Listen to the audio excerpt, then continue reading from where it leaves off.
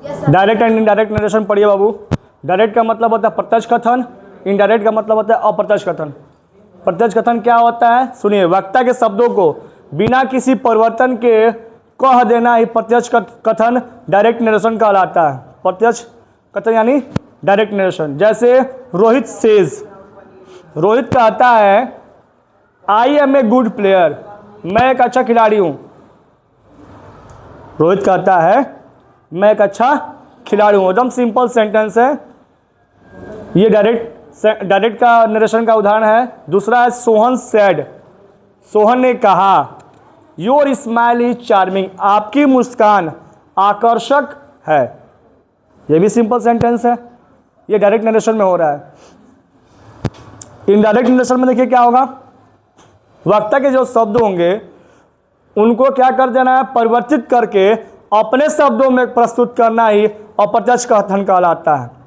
भाव नहीं बदलना चाहिए उसका, अपने शब्दों में प्रकट करना। ये वक्ता की कई हुई बातें हैं, उसको आपको अपने शब्दों में कहना है, लेकिन उसका भाव, सेंस वही होना चाहिए।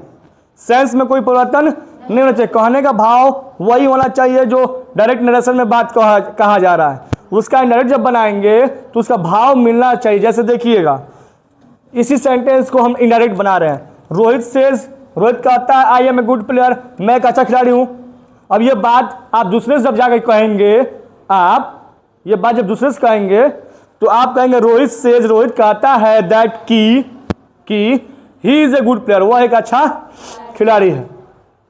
भाव तो वही है, लेकिन हमने क्या कर दिया, उस वाक्य का परिवर्तन कर दिया, लेकिन भाव नहीं उसका बदला है। वाक्य का परिवर्तन हुआ है लेकिन भाव नहीं बदला है। रोहित कहता है कि he is a good player, वह एक अच्छा खिलाड़ी। आप जब तीसरे से ये बात कहेंगे तो यही ना बात करेंगे। फिर सोहन सेड, सोहन ने कहा योर स्माइल इज चार्मिंग, आपकी स्माइल जो है चार्मिंग है, आपकी स्माइल मतलब आपकी जो मुस्कान है वो आकर्षक है।